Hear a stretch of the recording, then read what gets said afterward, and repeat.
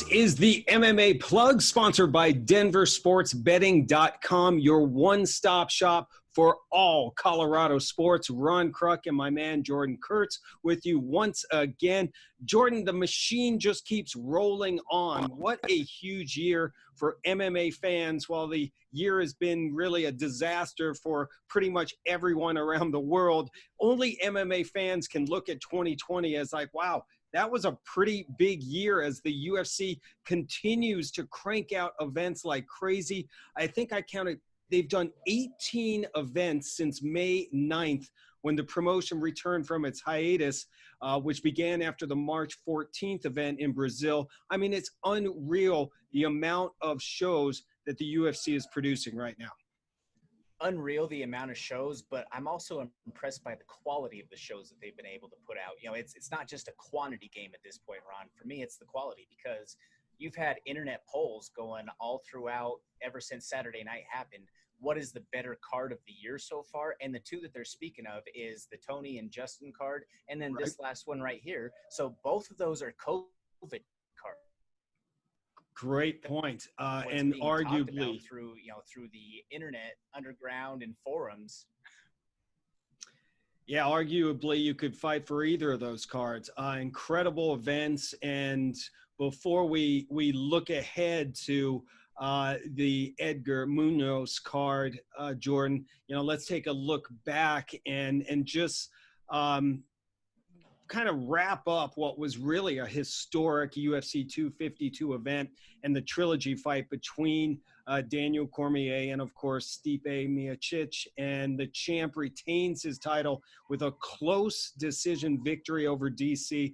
And really, in my opinion, cemented himself as the greatest heavyweight of all time in the UFC, at least, taking out Cormier 2 out of 3 times. What a battle. Unfortunately, another eye poke was involved this time. DC getting the worst end of the eye poke. But I don't think that was the turning point in the fight. Great matchup, though. Give us your thoughts before we look ahead. I think that you hit the nail on the head with the analysis there, that this definitely cemented Stipe as being the greatest UFC heavyweight of all time. For, his resume, in my opinion, speaks for itself.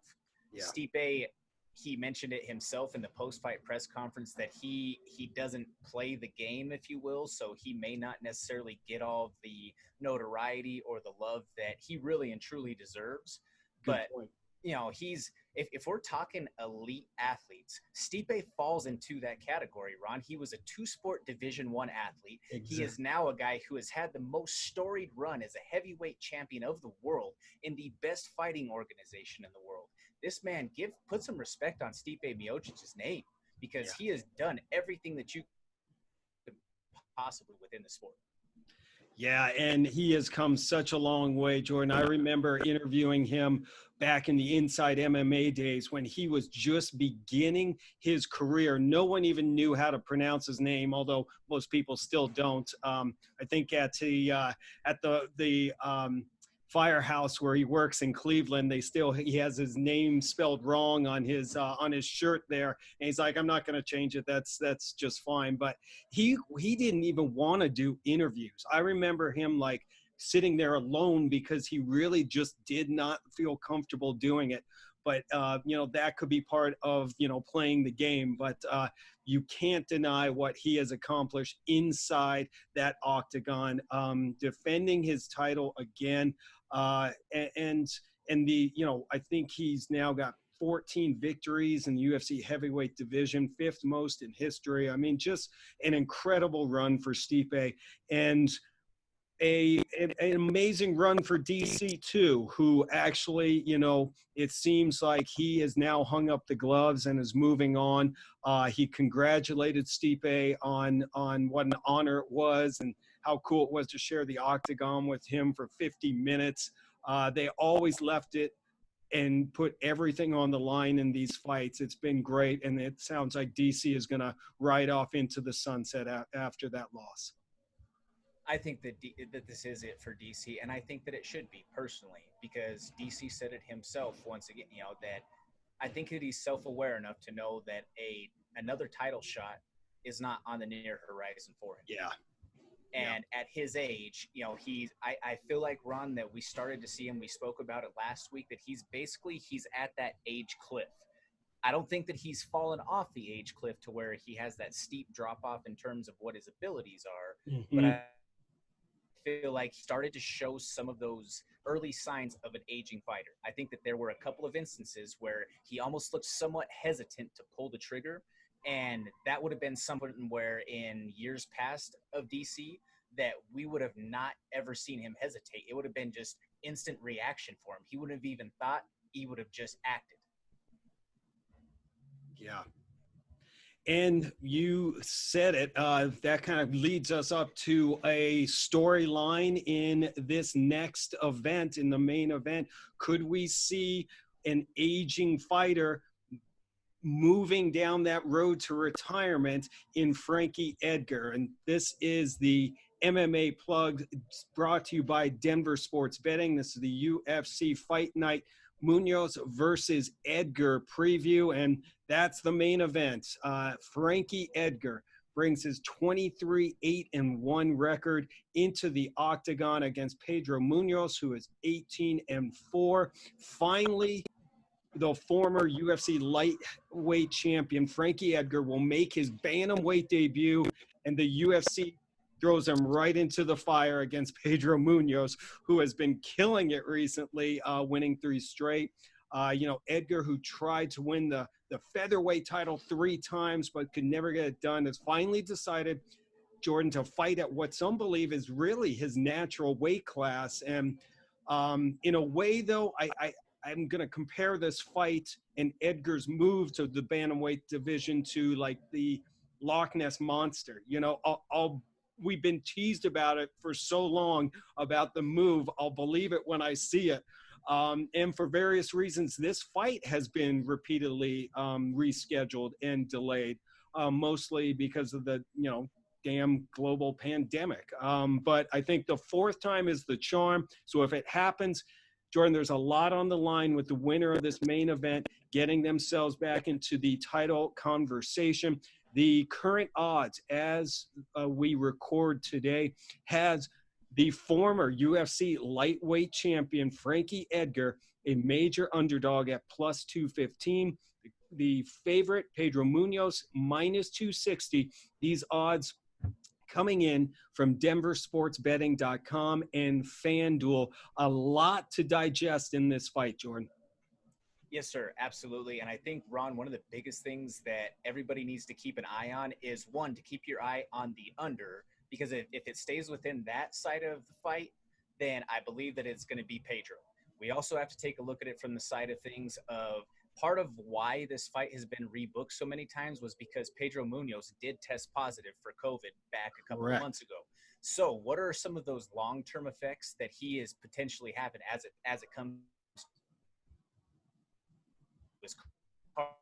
If Frankie has the, you know, if he's able to retain the gas tank and the pressure and the pace that he's been able to sustain within some of his fights at those higher divisions, if he's able to do that down here, we may see some real questions get answered as it relates to Pedro Munhoz and where his health truly is, as you know, and also maybe that answers questions for a lot of fighters as far as the future goes with how may coronavirus affect you long term, and you know, what does it do for your lung capacity? Because, Ron, we are still only a couple of months into this pandemic. Exactly. What are the true long term effects? We're finding this out firsthand.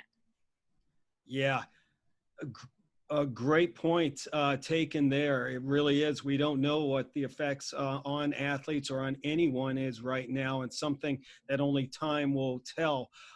You look at this matchup. You know, what Frankie Edgar has done over the years is pretty incredible. I mean, former lightweight champion, he ruled over that division for years before going to featherweight and spending, you know, the last 7 years or so at, you know, 145, where, you know, he faced all the best. I mean, Jose Aldo twice, Max Holloway once. And those two, he did, you know, Aldo twice and Holloway for the title, unsuccessfully, we know. So now he moves to bantamweight.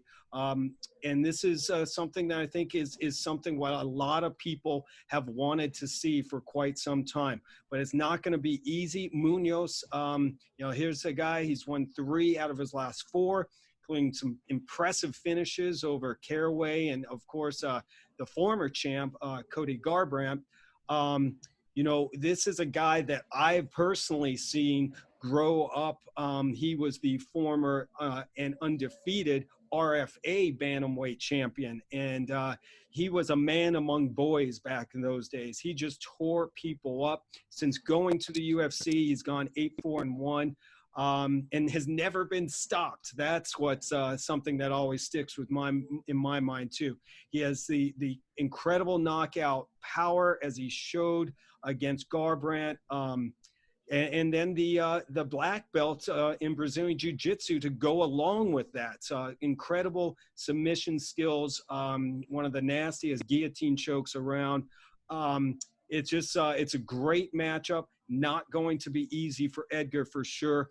The X factor that I have, Jordan, is really is just the age. You know, Edgar's seemed pretty much impossible to stop for most of his career, but now he's been finished twice in the past couple years. You know, that's a big red flag to me as Edgar enters into this fight at 38 years old and Munhoz only 33. Yep, absolutely. You know, I think that, you know, he's been a guy who has looked well overall in his last few outings. And, you know, just everything that you mentioned about Frankie. Frankie at one time was that guy. Right. But it's just, you know, it's almost as if the game has passed him by. And I say that with the utmost level of respect because I love Frankie Edgar. He just, you know, the game is just different. You know, if you look from where he was at and what his skill set was that he rose to prominence with, I just feel like the game itself has evolved. Yeah, maybe, you know, this move to bantamweight may breathe some new life into Frankie Edgar, but he's been doing it a long time. He's got a lot of wear and tear on that body. I think one thing to also keep in mind on this fight is, you know, Edgar's longtime trainer, Mark Henry. You know, he's a guy that has a good relationship with Ray Longo and Matt Serra out on Long Island. And Munhoz's recent last fight, it was a loss to Sterling. And, of course, you know, part of the Serra Longo team. So I'm sure that Mark Henry is has reached out to the boys on Long Island and picked their brain a little bit on putting together a game plan. He's one of the smartest minds in MMA when it comes to, you know, putting together a game plan and pre-fight preparation. So I think that's going to be a big factor as well. But bottom line, again, Edgar comes into this fight as the underdog. Jordan, give us your take. Who you going with in this one? I'm gonna go with Pedro in this fight. Yep, I just think that he's, for everything that we just said, and age being a factor, we don't know how Frankie's going to do with his first cut down. I like Pedro in this matchup. Yeah, I think I'm going to go with Pedro as well in this one. I think he's going to come in quick, ready to get a finish. Again, he has that good power, especially for a bantamweight. He'll be the faster fighter. As we just mentioned, Edgar slowing down a little bit, lost 3 of his last 4. I just think there's a lot going against him. But remember, the last time he switched divisions, he started off with a loss against Jose Aldo as well, only to go on to win like 5 straight after that. So I'm going to go with Pedro Munhoz in this one, but don't count out Frankie Edgar. I think he could go on a tear after that if this move is what we anticipate could be a good move for him. Closing odds for this main event at the time of this recording, DenverSportsBetting.com and FanDuel has Frankie Edgar at plus 215s, and the favorite is Pedro Munhoz at minus 260. Well, this is the MMA Plug. Ron Kruck and Jordan Kurtz with you as we preview another UFC card. It's what we do every week now. We just keep the machine rolling and look ahead at what's coming up. UFC Fight Night on ESPN, Munhoz and Edgar. We move on to the co-main event. And man, this is going to be fun. So big men with some huge implications on the line. A late addition, Jordan, to this card matches up Alonzo Menifield with his 9-1 record against a veteran of the sport, Ovince St. Preux. Been doing it a long time. 24-14 overall record, 12-9 in the UFC. It's a key light heavyweight bout. Both of these guys are coming off tough losses, need to get back in that win column. For me, Jordan, this is kind of the classic gatekeeper versus prospect matchup, as OSP, the veteran of 38 professional fights, against the young prospect in Menifield.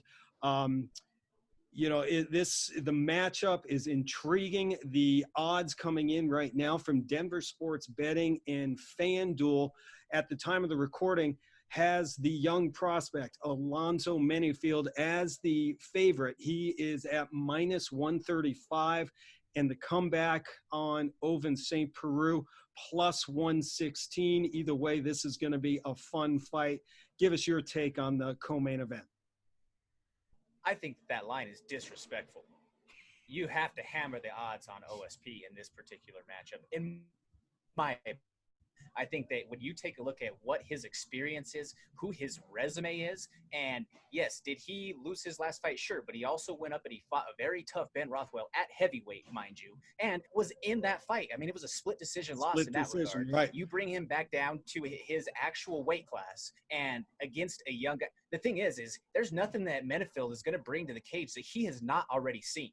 He's already gone through the murderer's row of contenders at the 205-pound division. Menifield hits hard, absolutely, but we saw in his last outing that he's got about 5 good minutes in him. So it's going to be a big question to know, especially with as muscled up as he is. What has he done to increase his gas tank and how long he can last, from the last time when he fought Clark to now? Because he let off a couple of bombs. I mean, obviously, he broke Clark's orbital right away from one of those first initial exchanges. Right. But Clark is also another very, that same sort of cut from the same cloth tough as an old leather boot like OSP. And I think that OSP has the ability to withstand that storm. I see him having the ability to be that savvy veteran that pulls out some tricks that will be able to withstand the test from a Menifield. I think that might be a mistake that they turn Menifield around that fast against a guy so experienced like OSP. That is my X factor for sure. Menifield trying to rebound from his first professional loss. There's different mentalities when you do that with coaches that I've spoken with over the years. Some guys say, yes, get back in that cage and erase the memory of what happened and just move forward. Others are like, let's go back to the drawing board. We need some time to, work on what didn't work out well the last time you were in there. So there's a different mindset as Menifield comes in after losing to Devin Clark, rolling the dice a little bit on just a few weeks' notice. And exactly what you brought up, Jordan, he showed that he kind of gassed out. And when you have those huge muscles, they do use a lot of oxygen. And so that was a kind of exposed to me in that fight. Listen, Menifield is a knockout artist. 9 wins, 8 coming by way of knockout. He's finished everyone. He's still an up-and-comer, even though he just lost for the first time. I just think he showed some conditioning issues during that last contest, and that's not a good thing when you're going up against Ovince St. Preux. This is a guy that, despite having fallen on a few tough times recently, dropping 3 of his last 4, he is the old man of the UFC's light heavyweight division, the gatekeeper. He's been there for almost 7 years. And what is a bad matchup, in my opinion, for Menifield is OSP's submission game. You know, he is known for, and we've seen it, he's got a dangerous BJJ game, some incredible wins coming by way of submission. And that's, you know, why he's earned Performance of the Night bonuses in his last 3 UFC fights. So, you know, really a clear path to victory for both of these fighters in my mind, Jordan. The breakdown is basically Menifield, he's got that one punch knockout power. If he catches OSP, I think it's over. But I think OSP can use his submission game to his advantage in this fight. Before I give you my take, well, I'll give you my take. I keep throwing it to you, so you can come off of my pick. But I'm going with the old man. I'm going with the veteran, Ovince St. Preux. I think he's going to grind out a victory in this. You know, weather the storm that Menifield will come out firing, trying to get that one punch knockout. I think St. Preux will be able to grind out a win. And I just don't like the fact that Menifield is taking this fight so late. I'm going to go with the underdog, and I'm with you, Jordan. I was a little shocked when I saw that the veteran Ovince St. Preux was getting plus 115. I'll take my chances with the underdog. Absolutely. I am doing the same thing. I am riding with, again, another elite athlete. Mind you, OSP was a football player at the Division I level at the University of Tennessee. So when we're talking just dealing with big bodies and hitting hard, he's been dealing with big bodies that have been hitting hard even since before he was in the MMA space. Give me the underdog and hammer those odds. I love it. Jordan Kurtz feeling confident with Ovince St. Preux. Big, a big pick for a big man, Ovince St. Preux. The odds we have right now, according to DenverSportsBetting.com and FanDuel, have the veteran OSP at plus 116, and Alonzo Menifield, the 9-1 top prospect, he is the favorite at minus 135. The MMA Plug is sponsored by DenverSportsBetting.com. Ron Kruck, Jordan Kurtz with you, breaking down this UFC on ESPN Fight Night card.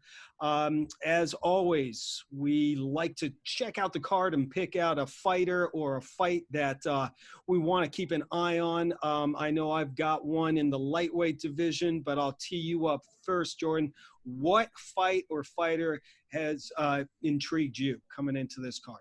I think that we might finally see a potential threat to the throne, and albeit it might be a couple of years down the way, for Valentina Shevchenko. And I'm going to say that the fighter to keep your eye on is Maria Agapova. Now, she is fighting a Colorado-based fighter, so first and foremost, shout out to Shayna Danger Dobson out of Elevation Fight Team here in Denver. Attaboy. But I do believe, though, that this is going to be a very tough fight for Shayna in that regard, because Agapova, she's young and she's just continually evolving.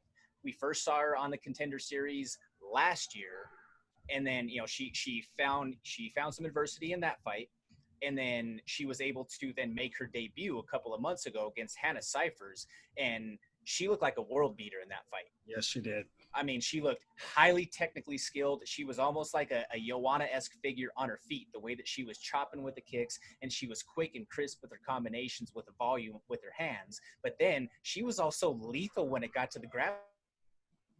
She's one who, you know, when they talk about, and Marlon Vera, Chito Vera talked about it this last week, of having that quote-unquote immigrant mentality. She spoke about it with Brett Okamoto this last week, in stating that when she first came to the States, it was a shock to her that there were things such as washing machines, dishwashers, just normal things that we here take for granted, that she, back in her native Kazakhstan, those were unheard of.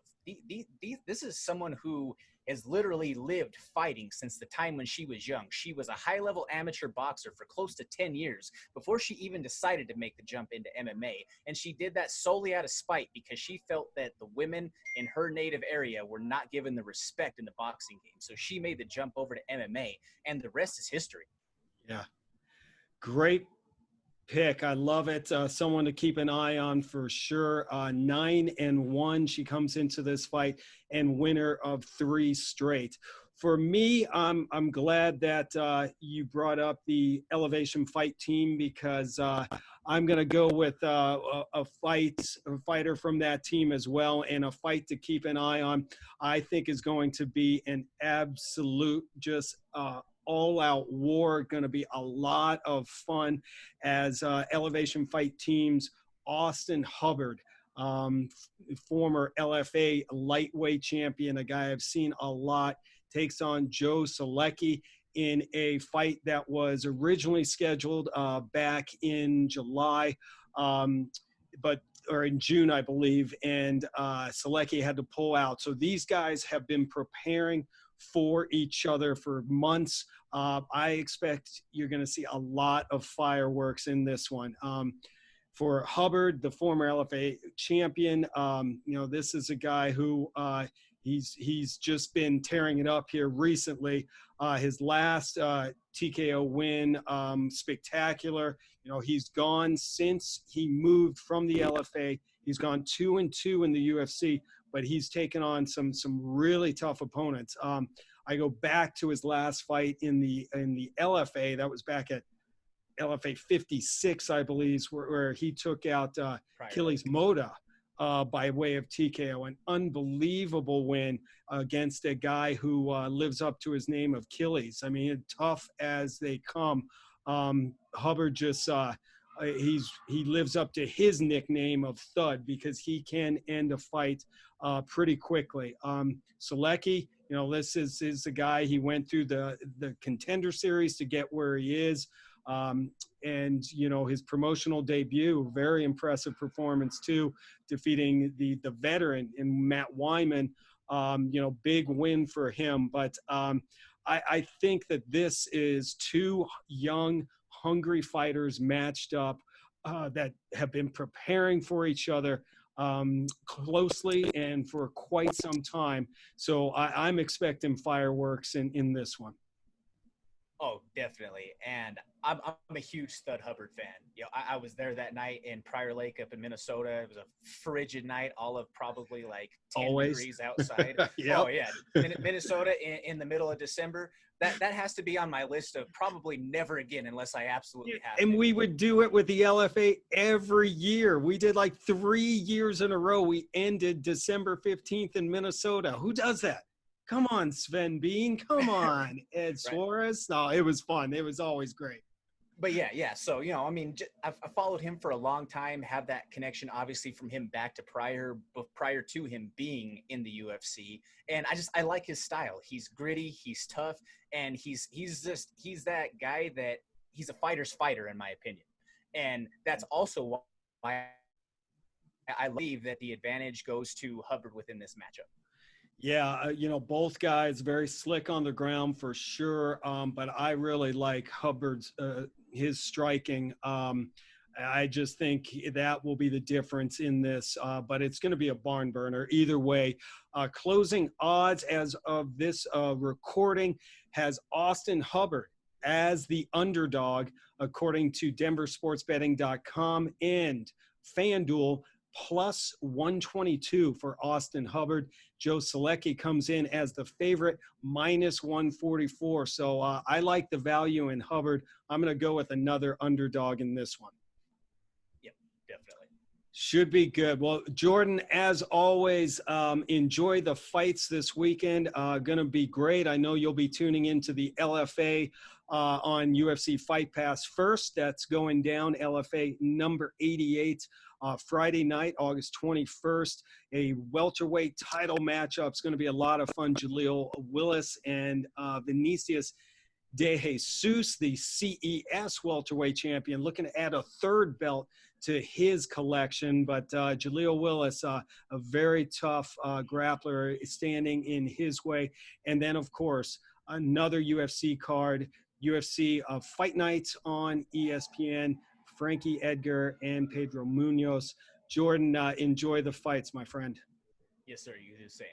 All right. Of course, this is the MMA Plug, sponsored by denversportsbetting.com. Check out the website for everything Colorado sports, from the Broncos, the Rockies right there, to the Nuggets and Avalanche. It's Jordan, it's a great time to be a Colorado sports fan, isn't it? Oh my God, the Avs the last couple of days, it's been merciless, and I love it. Me too, brother. Me too. It's a great time. And Broncos coming back too. Holy moly. My head's just going to explode. It's like a sports fan's dream coming up. That's for sure. Yes, sir. All right, buddy. We'll do it again next week. For Jordan Kurtz, I'm Ron Kruck. We'll see you next time on the MMA Plug.